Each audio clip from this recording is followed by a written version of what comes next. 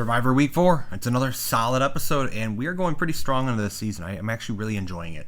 I think I'm enjoying it the most, more than even 42, even 41. I think by especially 41, we had already gotten into the woke stuff like crazy, and we're just really focused on the game in this season, and I really love it so far. It is 4 weeks in only, though, so I mean, it could change, but right now I am enjoying this season a lot, actually.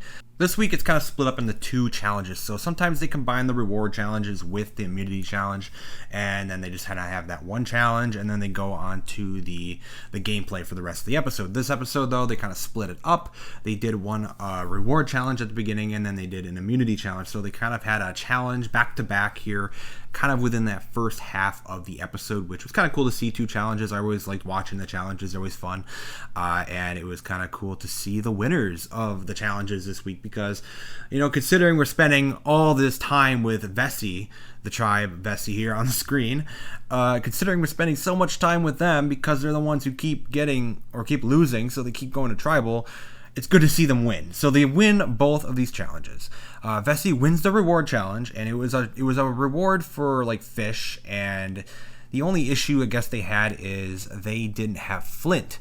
So because they didn't have flint, they negotiated with Jeff, and they ended up deciding that they would trade that reward for like a previous type of reward, and they would get like a basket of fruit and flint, so they could now cook food whenever, or start a fire or whatever. So they didn't want to have the fish when they couldn't cook it, but they also had another little twist in there that I think we've seen before too, where the winning tribe is going to go steal one item or one type of like material from another tribe. They're going to go and send one person over to another tribe and steal one of their items to keep as their own and to use around their camp. So Vessi wins the challenge, and they ended up sending Cody to go over to the Coco tribe. They decided to go over to the Coco tribe, and at that point it's like, okay, they kind of made this big point where the Baka tribe is actually the one who's won a lot of the reward challenges, and they thought maybe they should go over to the Baka tribe and, you know, get some of their cool stuff. But Cody ends up going over to the Coco tribe, and he says that he wants their machete. And immediately everyone is on the defense. The Coco tribe is on defense. They don't want their machete taken. It's a very useful tool around camp. And that is seemingly Cody's plan. I don't know why. I guess I just didn't really put it together initially, but that is Cody's plan. He actually went to their camp and said he wanted their machete because he's playing a harder game. So he's trying to, you know, make it seem like, oh, he wants their most useful tool, when in reality, he can end up negotiating that into them giving him a bunch of other stuff like food. They gave him food, they gave him fishing supplies, which is actually a lot more than what he was asking for, and I thought that was kind of cool. I thought it was kind of cool for him to, you know, do that. I thought it was interesting the way he played that, I suppose. It made total sense, but the Coco tribe, they realized it like immediately after he left, that's exactly what he did. So that was cool to see. I'm still really liking Cody. I think he's my favorite player still so far in this season. He's just got the most interesting type of personality on the season so far. So he ends up stealing their fishing supplies and some of their food, so they get to keep their machete. But with that, there is this little bit of tension now between Coco and the Vessi tribe. It's like, okay, he came in and he decided to take something from their tribe. It's like, okay, that's fine. He had to choose a tribe. He had to go take something, and he negotiated his way into getting the items they wanted. But then Vessi ends up going into the immunity challenge itself, and they win again.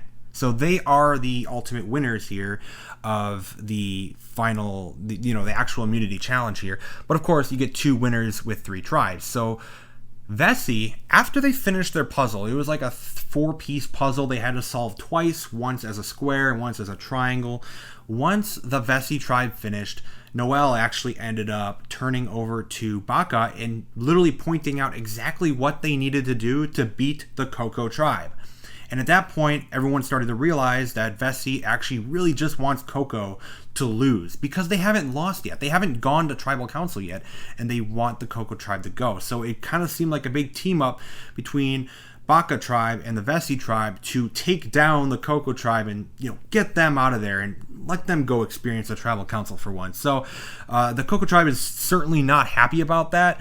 That probably have some ramifications going into like a merge after, eventually once we get to the merge in the season. I could see that playing an impact. It can have an impact going forward depending on which players are still in the game. And I thought that was really interesting. I really did. I thought that was very fascinating. It was kind of one of the more interesting moments of the episode for sure. But so the Baka tribe and the Vessi tribe end up winning, so we don't really focus on them for the rest of the episode as it usually goes. And then the Coco tribe is what we focus on. The Coco tribe, we have not really followed them too closely as of yet because they haven't lost yet. So we haven't had a whole episode solely focused on their dynamic and how they are, playing and their alliances and the way they want to play. We've seen little bits, of course, but it's mostly been the Vessi tribe, to be completely honest. That's why I think a lot of people probably have their favorites so far in the Vessi tribe, like I do. We finally get to see a little bit more of the dynamics and the players here on the Coco tribe, and immediately you can tell that there are some people that are just very paranoid and they don't really know what they're doing. And then there's some people that just seem like they kind of got an idea what they're doing. They feel pretty calm and pretty secure in what they want to do. And the two people that really stood out to me were Lindsay and Carla. So Carla ends up being kind of the one that kind of understands her game. She has an idea of what she wants to do. She knows what she wants to do. She knows her alliance. She knows her plan going forward in the current moment, I suppose. Lindsay, on the other hand, she literally goes insane. So the tribe ends up deciding that they want to vote out Gio. So Gio is their target, and he's the only target that really ends up getting talked about. No one else is really on the chopping block. And if Lindsay didn't speak up and she just went with the plan, it would have been Gio. It most likely would have been Gio going home, and it would have been pretty basic. But we have to have that one very paranoid person in the group, and that is Lindsay. So immediately, she notices that people aren't necessarily speaking to her as much, I think. And she starts to freak out a little bit, like, oh my God, am I on the chopping block? Am I on the chopping block? Am I the one that's going home? Are they not talking to me? We just not doing much because I'm going to be the one going home? Am I the one going home? Am I not secure enough in my alliance? Am I this? Am I that? And she essentially brings this up to her alliances. And she doesn't feel safe when they reassure her many times. Again, it's Survivor, so being reassured that you're safe and you're good, it's not guaranteed.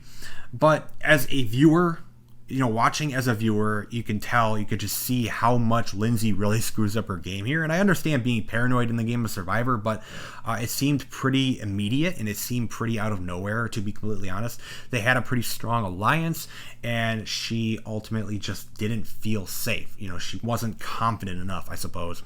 And she felt like she was the one on the chopping block, and she went crazy. Like, she went all over camp. She just kept freaking out, basically up until Tribal, saying, oh my God, I'm going to be the one going home. Oh my God, I am the one going home.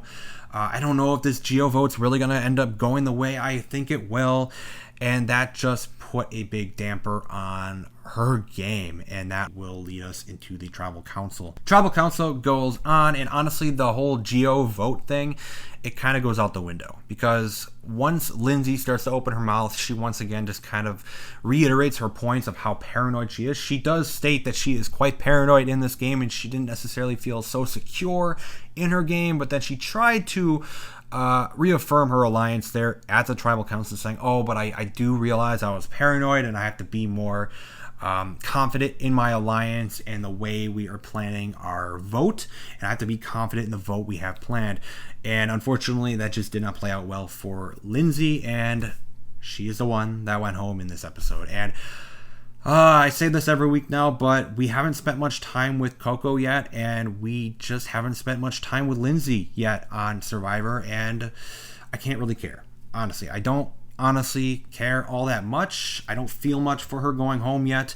We still have to kind of familiarize ourselves with the Coco tribe still, and I'm sure we will, especially once we get to the merge and everything. We'll start focusing on everyone as the numbers dwindle, and we'll start to really choose our favorites here in this season. And I gotta say, so far I haven't had like a least favorite person on Survivor 43 yet. I haven't had someone I really dislike. I think every season I end up having like one or two people I really dislike in each season, and I haven't really had anyone like that yet. And that's good, because 41 and 42 have been very rocky, especially 41. 41 was bad. 42, I certainly had people I just did not like at all. And 43 so far, I'm okay. There are some people that may get annoying from time to time, but honestly, I'm not too frustrated yet. I'm not rooting for someone to go home yet. I do want to point out Ellie's crazy eyes, though. And has anyone noticed that? Whenever she's on screen, her eyes are just like bugging out. I don't know. It's kind of freaking me out a little bit, but that's basically all I can really say. I don't really know what to think about Ellie. But yeah, Survivor Week 4, it's a pretty solid episode once again. It's nothing necessarily insane, but I did like some of the interesting gameplays we saw in this episode, kind of with how the Baka and the Vessi tribe kind of teamed up against Coco to, finally get them the tribal council, get them to vote someone out for once. But I can't see that being a big issue going forward, especially once a merge happens and you're trying to form alliances with everybody else. You're going to have those, that dislike from the Vessi tribe or the Baka tribe that, went against the Coco tribe and sent them home or sent them to tribal council. So it's a whole big game of Survivor, and I really like watching it. I think it's interesting. So, good episode, week 5. Looking forward to it, and it's a solid season so far. It's good stuff.